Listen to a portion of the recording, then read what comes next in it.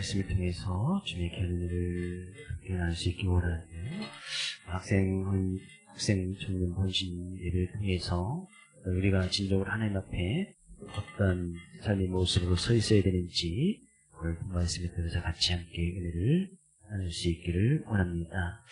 신명기 34장, 신명기의 마지막 장이기도 하고 오늘 본 말씀 가운데서는 모세의 죽음에 관해서 이야기를 하고 있습니다.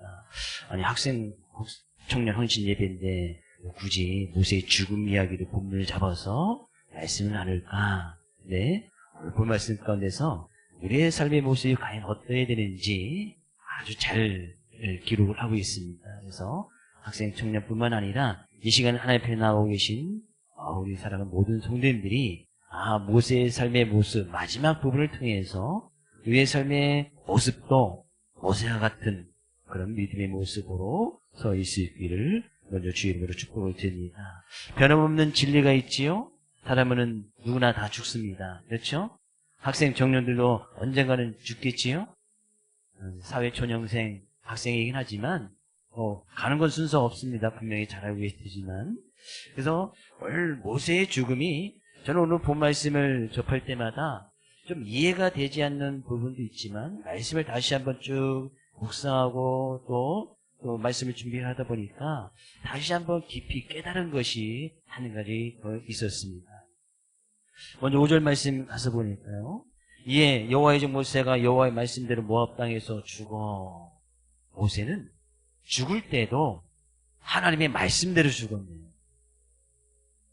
모세가 죽고 싶어서 죽은 게 아니라 모세는 자기의 삶의 마지막도 죽음도 하나님께서 말씀하셨기 때문에 그의 인생의 모습도 언제나 앞에 드렸다 그랬는데 정말 멋진 인생 아닙니까? 그의 죽음까지도 자기가 물론 우리의 죽음 우리가 스스로 선택하는 경우도 종종 있습니다. 자기의 삶을 자기 스스로 마감한다든지 아니면 요즘 이제 생명의 윤리가 좀 많이 떨어져서 이제 병들고 힘들고 어려운 부분이 있으면 이제 뭐 가족들이나 유족들이 이제 숨을 더 이상 연명치료를 하지 아니하도록 이렇게 결정하는 그런 경우도 종종 있긴 합니다만 그건 이제 극히 일부분이긴 하고요. 모세는 자기가 어떻게 죽어야 되는 것까지도 하나님께서 말씀하신 대로 그의 죽음까지도 철저하게 하나님의 말씀대로 자기의 삶의 모습을 드렸다는 얘기예요. 그렇다는 것은 모세의 삶의 모든 삶의 모습, 모세가 지금 120세에 죽었다고 성경은 기록하고 있는데 그의 평생의 삶의 모습은 죽음까지도 하나님의 말씀대로 죽었으니까 태어나는 것서부터 그의 삶의 120년 동안의 그의 이 세상의 삶의 모습이 다 하나님의 말씀대로 이루어졌다 그런 얘기예요. 우리가 모세의 출생 어떻게 기록했는지 너무나 잘 알고 있지 않습니까? 모세가 태어날 당시에 이스라엘 백성들은 애굽 땅에 있었기 때문에 애굽의 탄압을 받고 있었습니다. 애굽 사람들이 점점 많아지니까 당시에 태어나는 남자들은 다 죽여라. 애굽의 왕이 그렇게 명령을 내린 거예요. 그런 당시에 모세가 딱 태어난 겁니다. 모세는 남자였기 때문에 부모가 숨어서 그래도 이제 숨어서 좀 길러보려고 했지만 울음소리가 점점 이제 밖으로 새어나게 되면 이제 분명히 이제 남자이라는 것을 듣게 될 것이고 그러면 그 아이뿐만 아니라 가족까지도 다 위험을 받을 수 있는 그런 상황이었죠. 그때 하나님 어쩔 수 없이 가족이 모세를 이제 물에 띄워 보내는 그래서 그 물에서 건짐을 받게 되어졌다라는 것이 모세 아닙니까? 태어나면서부터 그는 철저하게 하나님의 말씀대로 하나님의 말씀에 의해서 그가 모세 건짐을 받았고 그가 그 이후에 애굽 왕궁에 들어가서 애굽의 왕의 왕자는 아니었지만 공주의 순에 의해서 하나님께서 공주의 순에서 건짐을 받게 하신 분에 의해서 왕궁에서 40년 그죠? 그 이후에 또 광야에서 40년 그래서 80세에 부름을 받고 40년 생활을 뭡니까? 이스라엘 백성들과 광야 40년을 보냈던 거 아니겠어요? 당시의 평균 수명은 점점 평균 수명이 아담 하와 이후에 평균 수명이 계속 줄어가는 그런 시대였습니다. 그래서 당시에는 70세, 80세. 그래서 그 평균 수명이 계속 이제 줄다가 요즘은 이제 과학이나 의학 기술이 이제 좀 발달돼 보니까 이제 평균 수명이 다시 이제 좀 늘어나는 추세이긴 하지만 당시 120세 한다는 것은 정말 지금 우리나라에 120세까지 사시는 분이 계신 것 같더라고요. 한두 분 계신 것 같은데 정말 큰 은혜입니다. 근데 당시에 평균 수명이 한 70세 정도 되었다고 하는데 120세까지 샀다는 것은 전적인 하나님의 은혜가 모세상 가운데 임하고 있었다는 것을 알 수가 있습니다. 또 당시에 모세의 죽음의 때가 모세의 육체적인 모습이 어땠는지 7절 말씀은 분명히 이렇게 이야기하고 있습니다. 모세가 죽을 때 나이 120세였으나 그의 눈이 흐리지 아니하였고 기력이 새하지 아니하였더라. 육체적인 겉모습이 눈도 흐리지 아니하고 기력도 새하지 아니하는, 누가 봐도 그는 충분히 더 이 세상에 살 수 있는 그런 육체적인 모습이 있었지만 하나님께서 120세에 그를 모세를 데려갔는데 그것도 하나님의 말씀대로 이루어졌다는 거예요. 저는 우리 학생, 청년들, 우리 사랑하는 모든 성도님들이 죽음까지도, 죽을 때까지도 하나님의 말씀대로, 하나님의 명령대로 그 말씀대로 순종하고 준행하며 나가는 우리 사랑하는 모든 성도님 될 수 있기를 주의 이름으로 축복을 드립니다. 그래서 하나님의 말씀이 없이는 죽음도 맞이하지 말고 하나님의 말씀대로 함께 언젠가는 우리 보러 가실 때 그럼 말씀해 주지 않겠습니까? 이제 때가 되었다. 그럼 가야죠. 주님이 부르시면 가는 거고 주님께 이 세상에 살도록 더 허락하시면 살아가는 것이고, 그리고 우리는 이 세상의 삶의 모습이 늘 하나님의 말씀대로 철저하게 하나님의 말씀대로 순종하고 그 말씀대로 살아가야 한다는 사실. 그 모세가 하나님 앞에 부름을 받기 전에 마지막 모세의 임무는 바로 앞장에서 이스라엘 백성들을 모아놓고 불러 모아놓고 광야 40년을 마친 다음에 가나안 땅을 딱 지척에 두고서 다 불러놓고 신명기는 그 광야 40년을 마친 뒤에 이스라엘 백성들에서 설교하는 것이 신명기라고 말씀드렸습니다. 3번에 걸쳐서 설교를 하고 제일 마지막 장에 그들에서 마지막으로 축복 기도를 해줍니다.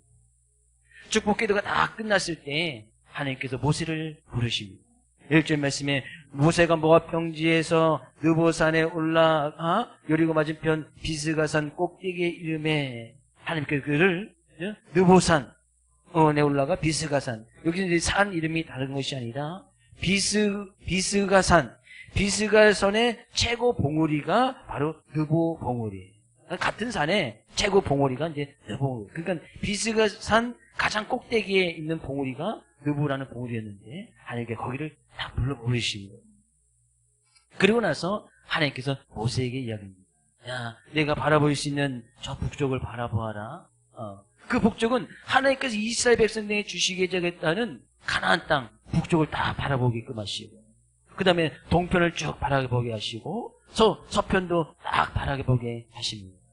그것은 하나님께서 이미 이스라엘 백성이 시작되었던, 하나님께서 아브람 때에 이미 주시겠다고 했다는 그 땅이었습니다. 그럼 아브람 때에 약속의 말씀을 주셨는데 그 약속의 말씀을 받은 그 아브람 때부터 실제로 이스라엘 백성 전체가 다 가나안 땅에 들어가서 살기에는 한 600여 년의 세월이 지나가게 되었죠. 그 약속의 말씀이 이제 막 이루어지는 그런 순간입니다. 근데 하나님께서 모세를 부르시고 나서 그 땅을 쫙 보게끔 하시고 난 다음에 제가 이 본 말씀을 가장 접할 때마다 가장 아직까지도 이제 아이러니하고 정말 이해가 되지 않는 부분이 바로 그 부분이에요. 4절 말씀에 여호와께서 그에게 이르시되 이는 내가 아브라함과 이삭과 야곱에게 맹세하여 그의 후손에게 주리라고 한 땅이라. 이제 600년이 흘러나서 그 땅을 이스라엘 백성에게 주게 되어지는데 내가 내 눈으로 보게 하였거니와 너는 그리로 건너가지 못하리라. 네, 모세는 그 하나님께서 주시게 된 그 땅에 모세는 그 땅을 들어가지를 못합니다. 모세가 어떤 사람이에요? 이스라엘 백성들 애굽에서 하나님의 말씀 80세에 받아서 80세 그 된 노인이 그 말씀이 받아서 이스라엘 백성들을 애굽 땅에서 이끌어내고 같이 이스라엘 백성들만 불평불만하지 아니하고 하나님의 말씀에 충성되었더라면 한 1년 반쯤 되어서 그들이 다 가나안 땅에 들어갈 수 있었을 텐데 이스라엘 백성들이 계속 10번 이상이나 불평불만하고 하나님을 신뢰하지 못함으로 해서 하나님께서 온전히 하나님의 말씀에 순종할 수 있도록 이스라엘 백성들을 광야 40년 광야로 다시 내보내서 거기서 철저하게 40년을 훈련시킨 거 아니겠어요? 제가 만약 하나님이라면 그 가나안 땅에 가장 먼저 집어넣어서 그 가나안 땅의 축복을 누리며 살아갈 사람이 바로 첫 번째 모세가 아니겠어요. 근데 하나님께서는 그 가나안 땅이 다 보러 보이는 그 비스가산 정상에 딱 올라가서 그 땅을 다 보여주시더니만 이 땅을 내가 너에게 약속하여서 너의 조상 때부터 약속한 땅이기 때문에 너희 유순들에게 줄 것이지만 너는 거기 들어가지 못할 거야. 그 땅은 모세에게는 허락해 주지 않습니다. 왜 하나님께서 정말 수고하고 애쓰고 그 어느 누구보다도 지도자의 모습으로 이스라엘 백성들이 모세가 죽었을 때 얼마나 슬펐던지 당시의 사람들 중에 평균 한 7일 정도 장례를 지냈는데 30일을 애곡하는 그 모세가 얼마나 그들에게 이스라엘 백성들이 얼마나 큰 영향력을 끼쳤는지 우리가 잘 알 수가 있지. 30일을 애곡하면서 장례를 치르는 아주 긴 시간을 모세를 위해서 되셨다는 얘기죠. 근데 왜 하나님께서 이스라엘 백성들을 가나안 땅에 들이시면서 모세, 당시에 지도했던 이 모세는 가나안 땅으로 들이지 아니셨을까? 왜 하나님의 말씀대로 그를 그 가운데서 불러서 하나님 나라로 들이셨을까? 참 이해가 되지 않는 부분이기도 합니다. 네, 우리가 이 모세가 가나안 땅에 들어가지 못했던 1차적인 이유는 분명히 있습니다. 광야, 하나님께서 모세의 부름을 받고 나서 광야 40년을 지내는 데에 민수기 20장에 가서 보면 딱 한 가지 사건이 있었는데, 이제 이스라엘 백성들이 광야 생활하면서 물이 없어서 하나님 앞에 불평불만했던 것이 딱 두 번 있습니다. 한 번은 하나님께서 또 물이 없다고 해서 하나님께서 이 반석을 명하여서 물을 해라 하면서 이스라엘 백성들에게 물을 줍니다. 그 얼마 지나지 않아서 민수기 20장에 가면 또 거기는 이제 가데스 바냐라는 이제 또 다른 광야에 접하게 되어지는데 거기에서도 물이 없다고 이스라엘 백성이 또 불평불만을 해. 이전에 분명히 물이 없었을 때에 하나님께서 모세를 통해서 말씀해 주시고 어떻게 그들이 그 물을 얻었는지 체험했고 경험했던 사람들 아니겠습니까? 그러면 또 가다가 물이 없으면 또 그런 은혜를 받았으니 우리가 하나님께 그럼 물이 없으니까 하나님 우리에게 물을 주십시오. 그 은혜를 구하고 하나님께 간구했더라면 하나님께 또 물을 주셨지 않겠습니까? 근데 또 가다가 물이 없으니까 또 불평불만을 막 쏟아내고 우리가 여기서 목말라 죽어야 되느냐, 우리 다시 그냥 애굽으로 돌아가자. 또 불평을 막 표현하는. 지도장에 있던 이 모세가 그 모습을 보면서 이제 울분 아닌 울분을 막 표현하는. 도대체 내가 너희들 앞에서 얼마나 많은 하늘을 통해서 얼마나 많은 은혜를 끼쳐주고 기적을 보여줘야만 이 은혜를 하나님께 감사했으느냐. 모세가 하나님 앞에 딱 기도했을 때 하나님께서 또 반석을 명하여서 물을 내라고 이야기했는데 모세가 이스라엘 백성들이 여전히 또 불평불만한 것을 보고 분명히 반석을 명하여서 물을 내라고 했는데 이 모세가 이 반석을 자기가 손에 있는 지팡이를 가지고 두 번을 쳐서 거기서 물이 솟아나게 합니다. 하나님의 말씀하고 좀 다르지. 하나님께서 모세를 가나안 땅에 들이지 않았던 가장 1차적인 이유는 바로 거기였습니다. 네가 그때 나의 영광을 좀 가렸다. 이 모세는 광야 40년 생활 동안에 딱 한 번 실수했던 것이 바로 그거였어요. 그것도 어떻게 보면 이스라엘 백성들이 계속 불평불만하고 그런 백성들을 지도하고 나가는 그런 모습을 보니까 모세도 속상했겠지. 너희 어떻게 또 불평불만하느냐.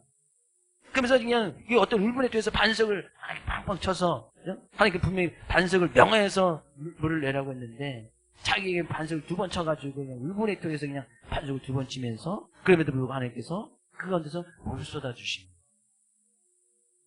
모세가 실수했던 것은 그 딱 한 가지.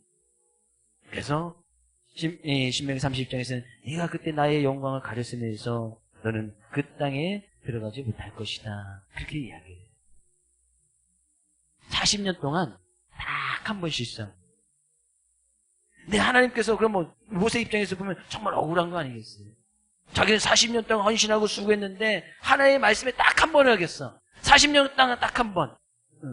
이것도 불가능한 일이지요? 신앙생활 40년 하는데 하나님의 말씀에 딱 한 번. 그것도 불순종하는 듯 아닌 듯 그렇게 딱 한 번, 딱 한 번 있었어요. 우리의 생활은 뭐 1년만 하나님 말씀대로 살아도 불순종한 것이 1년에도 한 50번, 아니 하루만 지나도 한 서너 번씩 될 텐데 모세는 40년 동안 딱 한 번. 그 모세의 그런 순종하는 모습을 보고 하나님께서 그래도 그냥 모세는 가나안 땅에 집어넣었어야 된다고 생각하는 것이 저의 입장이에요. 한 번 실수했는데 지도리에서 딱 한 번 실수할 수도 있잖아요. 그것도 자기가 일부러 실수한 것도 아니고 백성들이 계속 원만 불평하니까 내가 너희들 때문에 아마 속상해서 그냥 반석을 2번 친 거. 딱 한 번 실수한 거. 제가 만약에 아니면 그래도 모세를 가장 먼저 가나안 땅에 탁 들여놨을 거예요. 한 번 정도는 봐줄 수 있잖아요. 하루에 한 번도 아니고 40년에 딱 한 번. 근데 모세는 그런 하나님의 거룩함을 온전히 나타내지 못했던 그 이유가 가장 첫 번째 이유이기는 합니다만, 우리가 모세가 가나안 땅에 들어가지 못한 것 통해서 우리는 더 깊은 교훈을 우리가 받을 수가 있습니다. 모세는 모세 오경이라고 할 만큼 모세는 율법의 상징입니다. 하나님의 말씀의 상징이란 말이죠. 율법의 상징이에요. 모세는 율법에 상징하였던 자였기 때문에 이는 율법이 결코 사람들을 하나님의 나라 가나안 땅으로 인도해 드리지 못하는 것을 갖다 보여준다는 얘기예요. 율법으로는 영적인 가나안 땅에 들어갈 수가 없다. 천국은 결코 사람들의 어떤 공로로 말미암아 들어갈 수 있는 곳이 아니다. 모세가 아무리 40년 동안 많은 기적을 보이고 많은 공로도 했었고 수고하고 헌신했지만 그 수고하고 헌신한 것으로 인해서 가나안 땅 천국에 들어갈 수 있는 것은 아니다.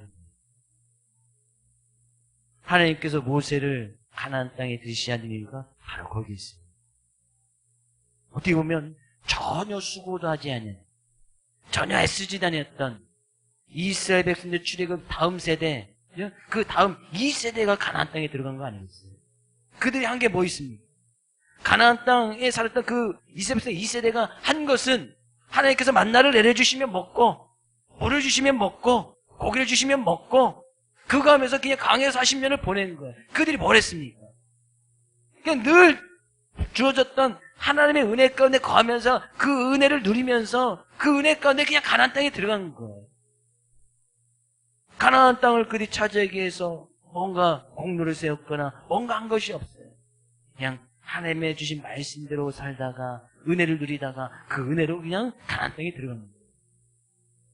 그래서 모세의 죽음을 통해서 우리가 알 수 있는 것은 전적인 하나님의 은혜가 있어야 우리가 하나님의 자녀가 될 수 있고, 전적인 하나님의 은혜가 있어야 우리가 살아갈 수 있고, 전적인 하나님의 은혜가 있어야 우리가 천국에 들어갈 수 있다라는 것을 갖다가 모세의 죽음을 통해서 이야기하고 있다는 얘기예요. 우리가 어떻게 하나님의 자녀가 됐습니까? 하나님의 자녀됨으로 살 수가 있습니까? 우리가 이 세상에 살아갈 수가 있습니까? 우리의 공로, 헌신, 우리가 하나님 앞에 수고하고 애쓰고 우리가 하나님 앞에 많은 것을 드렸기 때문에, 물론 하나님께서는 그것도 인정해 주시지만 그 전적인 우리가 구원의 은혜를 받을 수 있던 것은 하나님의 은혜다.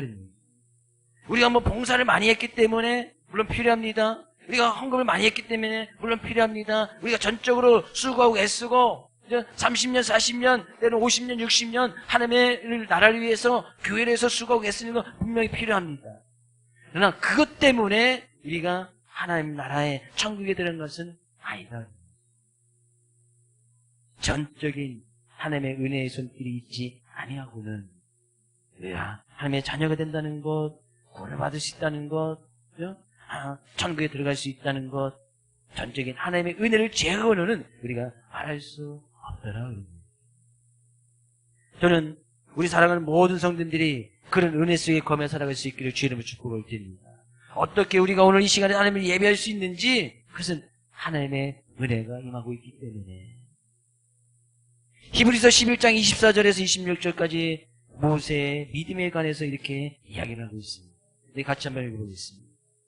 믿음으로 모세는 장성하여 바로의 공주의 아들이라 칭함받기를 거절하고 도리어 하나님의 백성과 함께 고난받기를 잠시 제약의 낙을 누리는 것보다 더 좋아하고 그리스도를 위하여 받은 수모를 애굽의 모든 포화보다 더 큰 재물로 여겼으니 이는 상 주심이심을 바라봄이라. 이것이 모세의 믿음이었다. 하나님부터 부르심을 받고는 세상에서 누릴 수 있는 낙이나 그런 권력이나 그런 것을 좋아하지 아니하고 오히려 주님을 위해서 하나님의 백성들과 함께 고난받고 힘든 그것을 더 좋아했고, 오히려 그 주님을 위해서 일했을 때 그 주님 위해서 일하신 사람들에게 상 주시는 그 주님을 바라보았다. 이것이 모세가 가지고 있던 믿음이라고 히브리서는 분명히 이야기하고 있습니다. 과연 우리의 믿음은 어디에 있습니까? 하나님의 자녀로 불러주신 그 자녀다운 모습으로 살아가는 우리의 믿음은 과연 어디에 있느냐 그럽니다. 우리 학생 청년뿐만 아니라 우리 사랑하는 모든 선생님들이 이 세상에서 살아가는 동안에 모세가 보여줬던 이 믿음, 그 믿음으로 분명히 우리가 주님을 위해서 힘써 나가고 때로는 고난도 받고 때로는 수모를 당하고 때로는 어려움을 당하고 고난을 당한다 할지라도 주님을 위해서 일하는 것을 더 좋아하고 주님을 위해서 주님께서 주님을 바라보고 나갈 때 그 주님을 반드시 나에게 상 주시는 그 주님을 믿고 바라보고 나갈 때 그 믿음을 보시고 하나님께서 더욱더 귀하게 여겨주신다는 거예요. 우리 모세가 가나안 땅에 들어가지 못해서 뭐 천국에 가지 못했다 뭐 그런 이야기는 아닙니다. 모세가 구원을 받지 못했다 그런 이야기는 아니에요. 아마 천국에서는 아마 이 모세를 위해서 아주 큰 잔치와 모세를 위해서 큰 상, 아주 이 세상에 누릴 수 없는 가장 큰 면류관을 분명히 모세를 위해서 분명히 주셨을 거예요. 그래서요 6절 말씀에는 이렇게 이야기하고 있습니다. 벳볼 맞은편 모압 땅에 있는 골짜기에 장사되었고 오늘까지 그에 묻힌 것을 아는 자가 없느니라. 모세가 분명히 죽긴 죽었는데 아직까지도 모세가 어느 곳에 묻혔는지 아는 자가 없었다. 그건 흔적을 나뉘지 않았다는 거죠. 아마 이제 여러 가지 추측을 할 수 있겠지만 모세가 죽긴 죽었는데 바로 하나님께서 부활시켜서 엘리야가 막 승천했듯이 모세를 승천했다. 뭐 그렇게 이야기할 수도 있고 아마 이 30일을 애국했으니까 모세는 분명히 죽었는데 유다서 1장에 가서 보면 이 천사장 미가엘이 그 모세의 시신을 이제 숨겨가지고 도저히 어디든지 알지 못하도록 그래서 그렇게 했던 이유 중에 하나는 모세가 얼마나 위대했던 사람인지 모세의 죽음 이외에도 그 죽음이 이스라엘 백성들 가운데 어떤 숭배의 대상으로 여겨질 수 있기 때문에 그만큼 모세는 그만큼 위대한 지도자였단 말이죠. 우리가 뭐 이 세상에서도 지금 죽음 이외에도 그 죽음 사람들을 우상시하고 숭배하는 경우들이 종종 있지 않습니까? 바로 이 위쪽에 있는 나라도 마찬가지고 뭐 중국에 있는 우리나라도 이전에 조선시대에 왕이 죽으면 왕릉을 세워놓지 않습니까? 마치 이제 숭배하면서 그 왕릉 안에는 별의별 것들이 다 있지.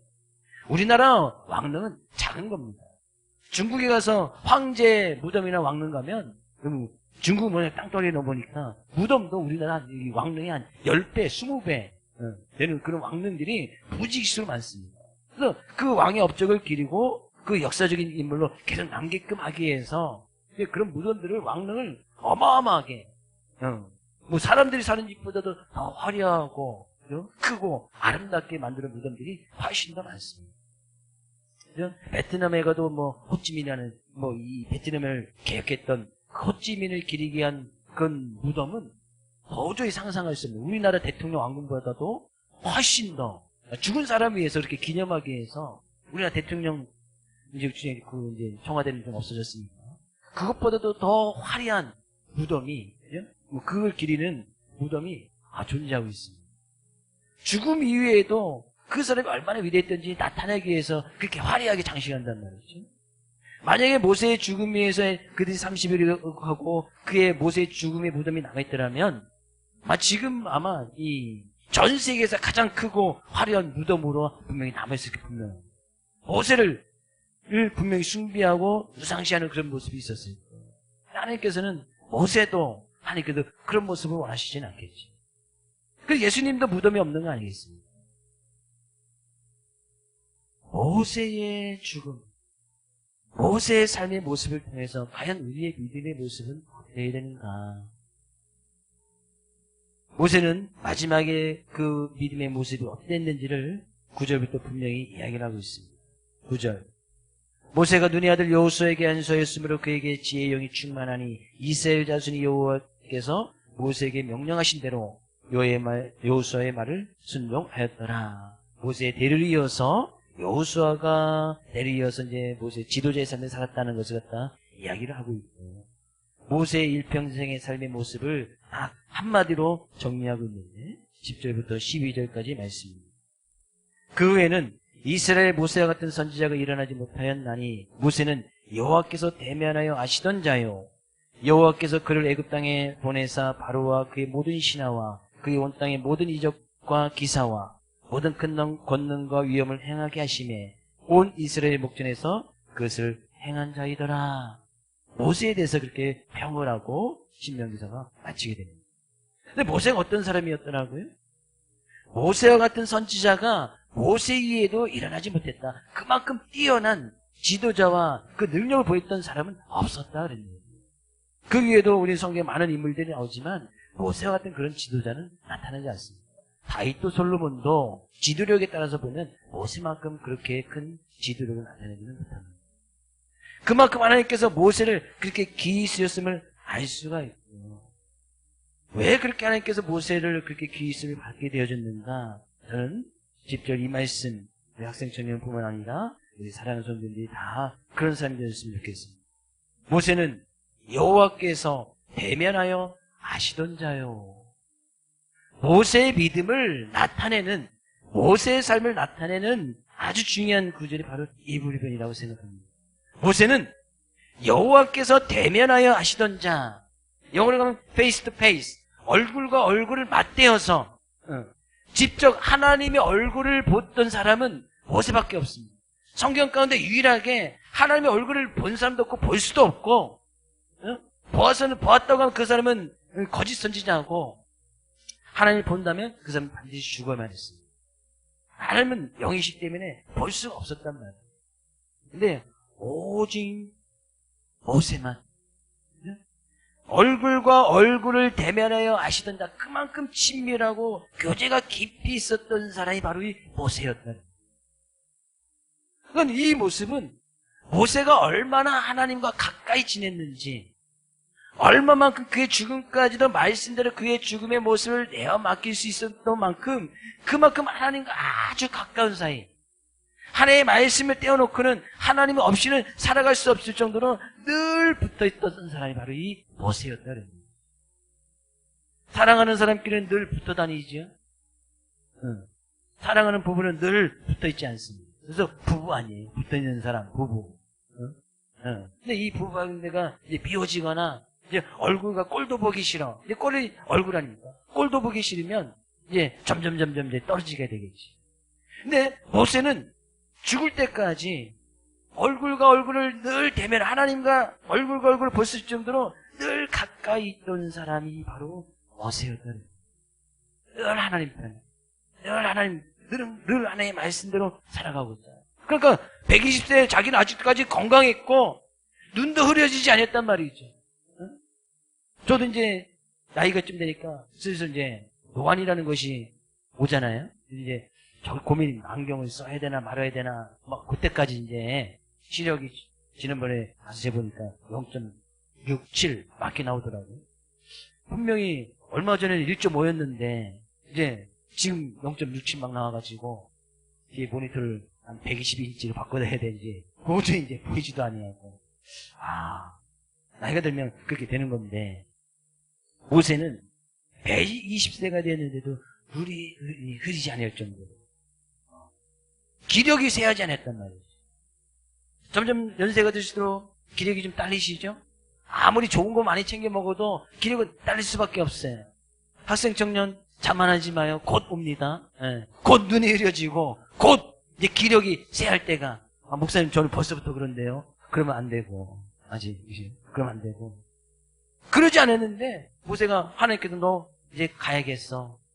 그러니까 전혀 모세가 아쉬워하지도 않아요. 그것 때문에 하나님 나는 왜 가나안 땅에 왜 안 들여보내줍니까?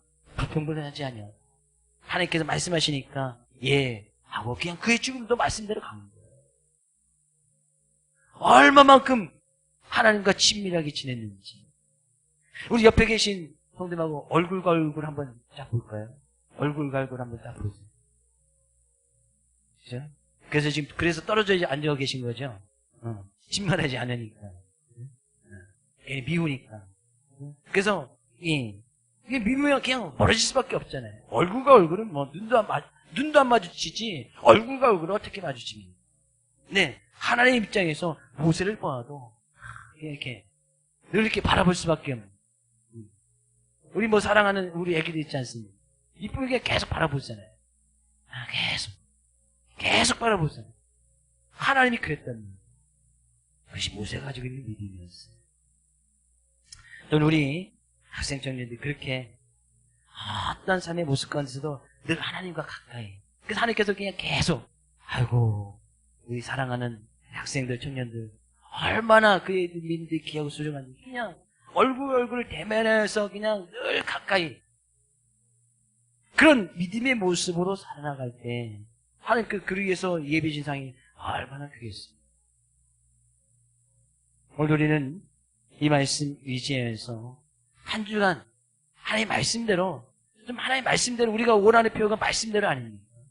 구름 기둥과 불 기둥의 인도를 받는 그런 교회 그냥 비춰주면 가고 또 쓰면 쓰고 구름 기둥이 다시 일어나면 따라가고 죽음마저도 하나님께서 말씀대로 그냥 말씀대로 그냥 늘 말씀대로 인도를 받아 살아감으로 인해서 하나님과 좀 더 가까이 하나님과 더 친밀하게 그런 하나님의 은혜를 누리며 살아가는 사랑하는 모든 성도님들 특히 학생 청년 될 수 있기를 주의 이름으로 축복을 드립니다.